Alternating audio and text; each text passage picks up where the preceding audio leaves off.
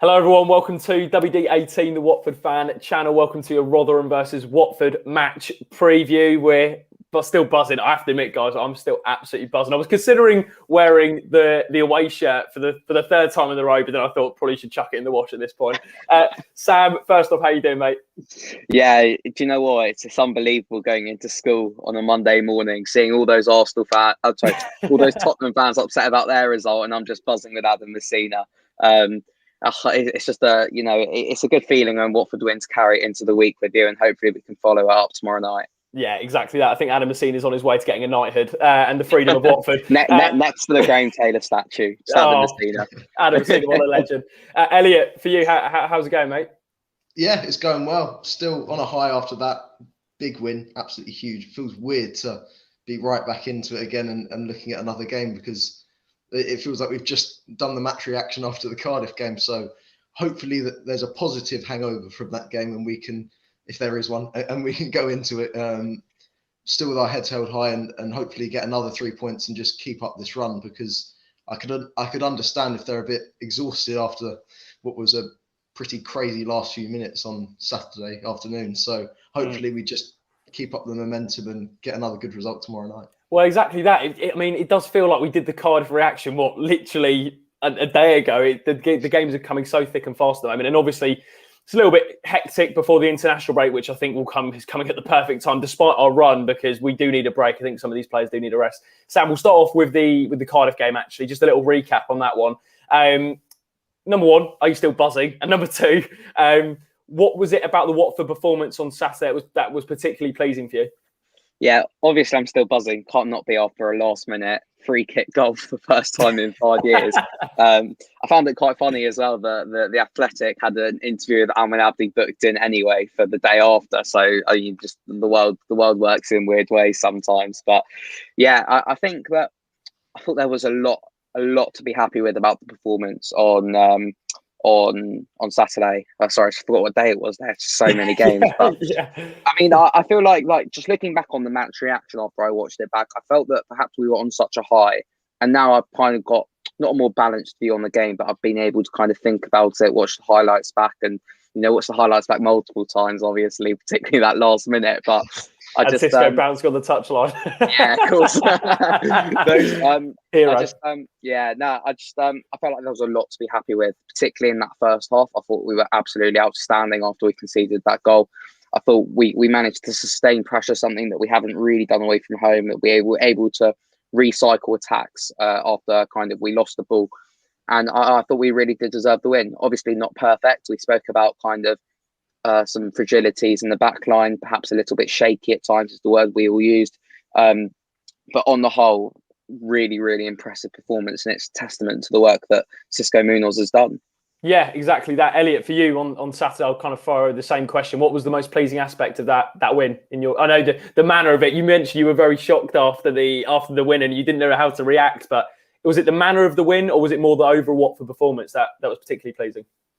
Yeah, and even at 1-1, it wasn't a typical away 1-1 where we were sitting back, allowing pressure, or we weren't the better team. I think we consistently showed the Watford of home form in that game. Even when it was 1-1, we showed that, and to recover from a 1-0 deficit that quickly and that effectively was a testament to how well we performed away from home. So it's good to, I don't want to say get over that away problem, because we could quite easily lose tomorrow to Rotherham and then we're back to square one. But it did feel like we'd got over that hump of, we always play worse away from home. We always encounter these difficult speed bumps and maybe we're not as consistent on the road. But yeah, we sort of got over that, and we proved that we could actually recover from what is a pretty bad away form. And now I think hopefully we can take this through, because we've said several times that if we can get the away form sorted out, we are genuine promotion contenders and automatic promotion contenders.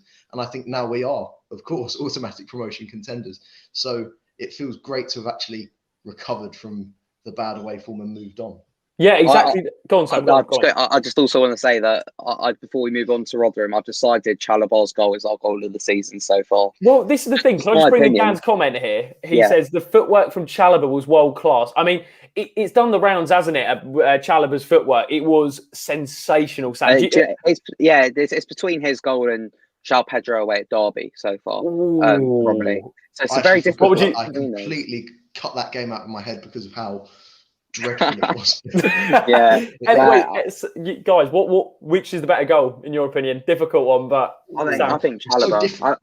I think, yeah, they're incredibly different goals. I'd say Chalobah just because if Messi had done that, then it would be absolutely everywhere. And the same as João Pedro's, but I just thought that was Nathaniel Chalobah really taking it to the next level. And it's kind of epitomises his kind of upturn in form recently as well. I'm going to go for Chalobah personally. Elliot? Sorry, mate. These are difficult. This is what the viewers want to see. Yeah, I love a long range goal. I think I'd have to give it to.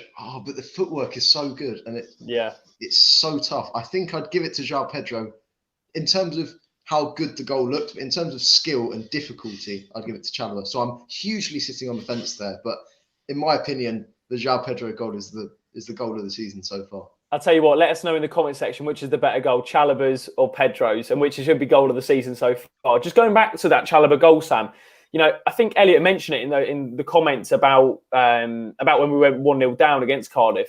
And Charlotte says here, bouncing back so quickly after going 1 down in such frustrating fashion was really important. It did feel like at that moment, there was a real belief, wasn't there, that we could get back into the game. And Chalobah, captain, fantastic, got us back in. He stepped up. Just on Nate, what have you made of his transformation this Watford side? I mentioned it to Shane yesterday, and he's been incredibly impressed with him.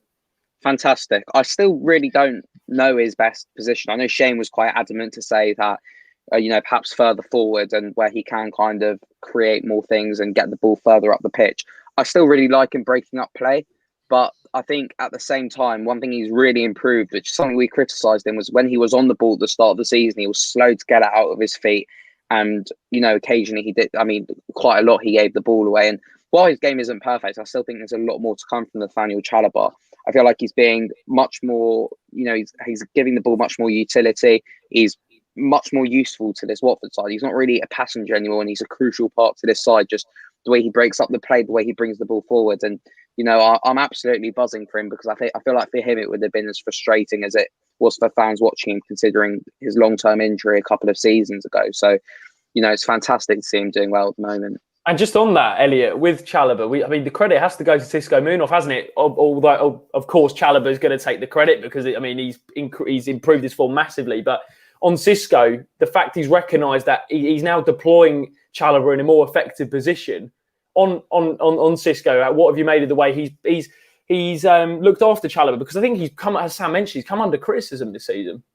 Yeah, but both of them have, both Xisco and Chalobah, and I think they've done really well to just get over some of the difficult points that they faced, and they've both come under scrutiny plenty of times this season. I think now we're at a point where we're seeing the best of both of them. But if we're just talking about Chalobah, it's the fact that he's looking up a lot more. He's playing the passes quicker and he's playing them more effectively. They're not as complacent. They're going exactly where the fans are, because everyone's sitting at home going, right, you need to pass it there. We don't always know best, but it's good to see him playing the right pass every single time. And he looks more confident. I don't know if he is necessarily a confidence player, but you can see that there is confidence. I think he is. You've got to have the confidence to try that little skill in the lead up to the goal. That shows just how much confidence he has at the moment. And he just looks, like Sam said, quicker to get out of his feet, and he's playing forward a lot more. And he just looks like a more positive midfielder than the one that we saw maybe under Vladimir Ivic. And I don't know if maybe Ivic stifled his potential or stifled his ability a little bit. But it's great that Xisco Munoz isn't, and he's actually utilising Chalobah to his full potential. It's amazing. I've seen people say that he's Premier League quality again, which is absolutely brilliant, and he's exactly what we'll need if we do go up. So I'm delighted for him because he's had a lot of difficult moments and a lot of tough times, both in a Watford shirt and generally. It's great to see that he's not turned a corner, because a lot of the time it's not been his fault, but he's kind of got back to his best. Yeah, he's back at his best. So yeah, really happy for him. And on Chalobah in the midfield, Sam, looking ahead to tomorrow's game against Rotherham, is that the midfield three now that you continue with? Because, from my perspective, there seems to be quite a nice balance between PZ7, Nate, and Hughesy in the six role. Hughesy does the dirty work. You've got Zinchenko, who we mentioned, really drives with the ball. And then Chalobah just is getting in those pockets and he's getting in really effective positions. Is that the midfield three we should continue with? It's a really difficult one because, as you say, I think all three of them complement each other really well. And I feel like, in a way, it's kind of been forgotten how good Tom Cleverley was only, 2 weeks ago before he got injured. And he was, becoming a contender for our player of the season. And it's looking like increasingly difficult for him to get back into this Watford side. And that's credit to the three midfielders in there, because that's exactly what you need in the promotion side, where there's competition for places and it lifts everyone else's performances. For now, I would stick with that. I feel like, particularly for Zinchenko, I feel like he needs to be playing games, and the more he plays, the better he'll get. He was a bit quiet, but I did think there were some really nice touches away at Cardiff. So yeah, for now I would stick with it, but it's going to be interesting to see what happens when Cleverley comes back. Yeah, and Luan says in the chat here, none of them have a set position in the midfield three, which is really good. Cardiff couldn't deal with the rotation of those two. That's something that I particularly noticed, Elliot, was the movement and the kind of transition from defence to attack with the midfield three. Just kind of a similar theme to that question to you. The midfield three, what have you made of them? And do you think that's becoming our best midfield three, potentially? It's a tough one because, like Sam says, we are now underplaying just how good Tom Cleverley was in the lead up to his injury. But they have been absolutely fantastic, particularly recently. And I think they do offer different things each. And I think they all have a different dimension to their play that complements the other. We've said Will Hughes makes the midfield better and makes his teammates better. We've established that. And it's probably the clearest it's ever been at the moment, because he's just really bringing up the quality of the whole team in the way he plays.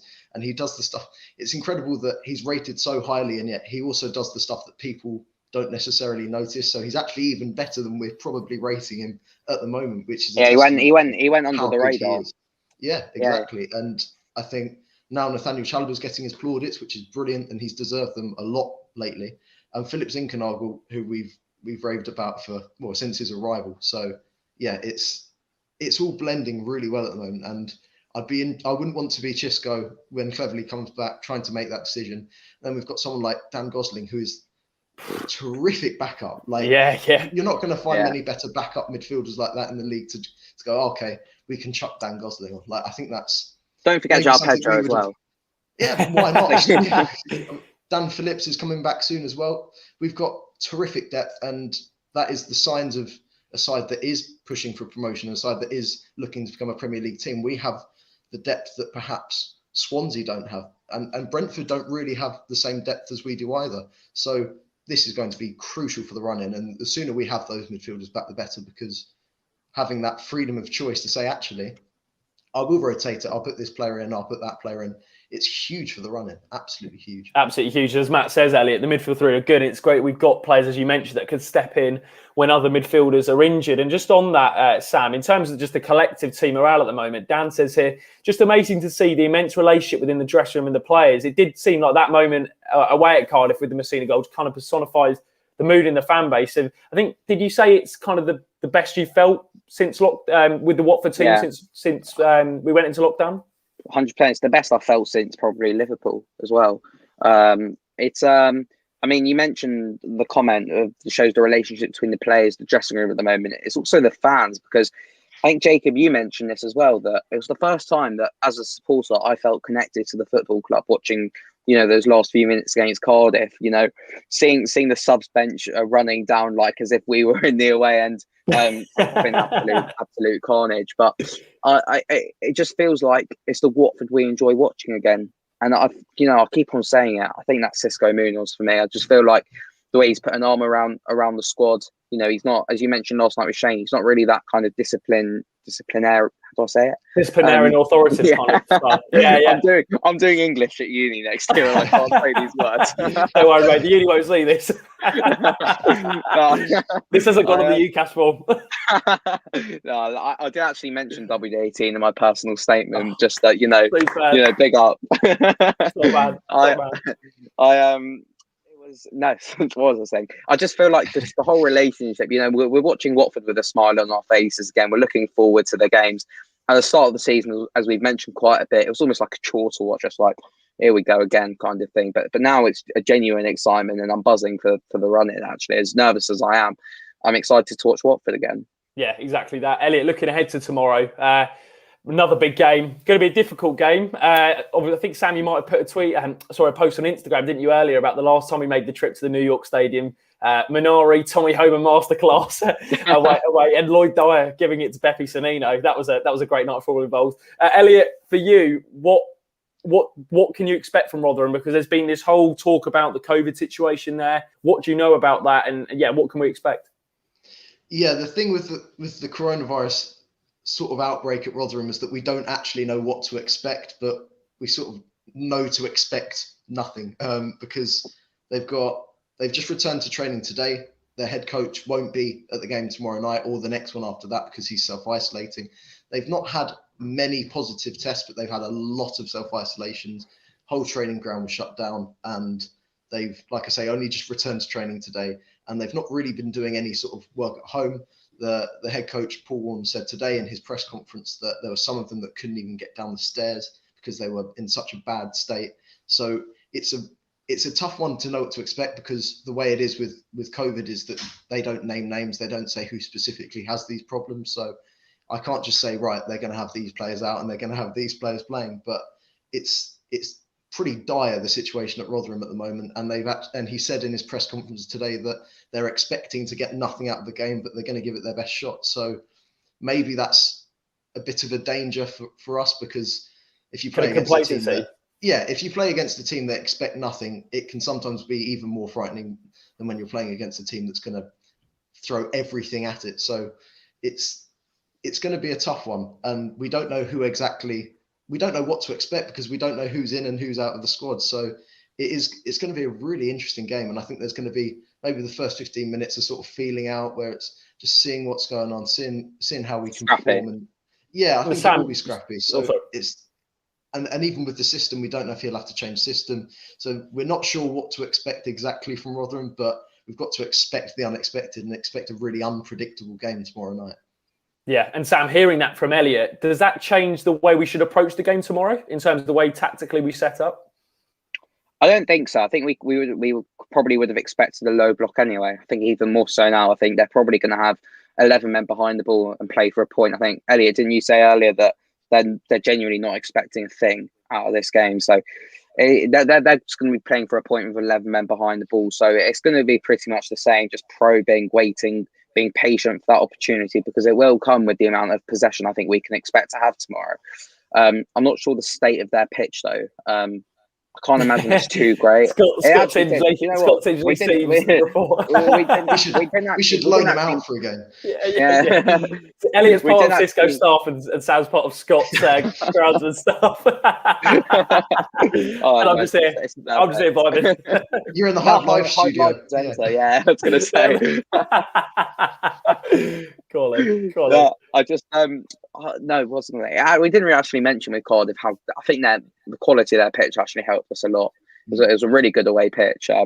But yeah, just looking onto Rotherham, I feel like it's not really going to change much. I think if we can get a lead, a comfortable lead, I'll say 2 or 3 goals by maybe 60, 70 minutes, it's going to be a really good opportunity to give the likes of Hungbo minutes. I don't know if Gosling's going to be back yet. He's close to returning, but it'll be good. It'll be a good opportunity to give certain players minutes as well. But yeah, I don't think it will change much in terms of one name that's kind of been circulating on Watford Twitter and Watford social media at the moment, Elliot, is Joseph Hungbo. Now, I think this game's kind of been identified of giving him a bit more game time. Is it unlikely that he'll start? But I guess the possibility of maybe getting more minutes off the bench could happen. I don't think he'll start. I think I'd be really impressed if he did start. I think that would show a really positive attitude in using the young players from Chisco. But I don't think we should go into it with that expectation just because we're playing against a depleted side. And I think we're setting ourselves up for disappointment if we're expecting Joseph Hungbo to start tomorrow night. The fact that he didn't play at all on the weekend does plant that little seed of hope that he might be in there from the start. But I think he'll probably come off the bench. I've seen Wilmot mentioned there. Yeah, I don't think he could be in there. But again, I don't know if he likes Wilmot. It's a weird one. I don't know if he rates Wilmot. It seems that when it's not Troost-Ekong and Sierralta, his go-to is Craig Cathcart, isn't it? It's harsh on Wilmot. It's a shame, and I think tomorrow night would be a good chance for him to get minutes. And it's good to see him called up for the England under 21s today as well. So yeah, it'll be interesting. I just think that if he is going to take out probably Troost-Ekong, I think it would be Cathcart who comes in. Yeah, there's certainly a couple of dilemmas there. I've seen Wilmot and Hungbo mentioned quite a few times in the chat. Kabasele's on the road to recovery as well. Great to see Tom Dele-Bashiru back in training as well. And Sam, just on that, with him coming back in, I mean, that could be a huge boost, couldn't it, for the final 10 games of the season, even if it's just for maybe 5 games at the end, or even just the odd appearance off the bench. To have him back inside around the squad, especially the way it the injury happened and stuff, is a big boost for us. Yeah, we have to be really careful though, because it's one of those that if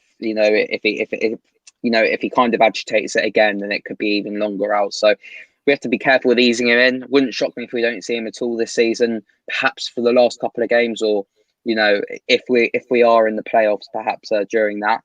But it's really good to see him back. Really difficult injury. I think Vladimir Ilic particularly saw him as a really important player for this Watford squad, with the transition between defence, midfield and attack. And yeah, it's good to see him back out on the grass, and I hope he can play an important role for us. Yeah, absolutely. I think we're going to wrap it up here, guys. Thank you to everyone who's watched at the moment. Loads of you for our match previews. That's absolutely fantastic. Elliot, going to fire it over to you, the score predictions, then Sam. I always go Sam first, don't I? So I'll go over to Elliot. Elliot, score predictions for tomorrow, mate. I think it'll be a 2-0 win, quite similar to the home one, where we'll get a couple of early goals and not sit back, but just hold our lead comfortably. And I think it'll be a better 2-0 than the one at Vicarage Road. Nice. Sam, I think you're on mute, mate. Yeah, no. My doorbell's going off. So okay. No, that's Scott Tingley. Why are you Vicarage Road? I'm going. It's the Premier League. Yeah, such a good pitch though. It's absolute carpet. It was lovely to see a bit of silverware lifted at Vicarage Road yesterday as well in the the Women's Continental Cup. So, the Conti Cup. That was great. Really good. Yeah.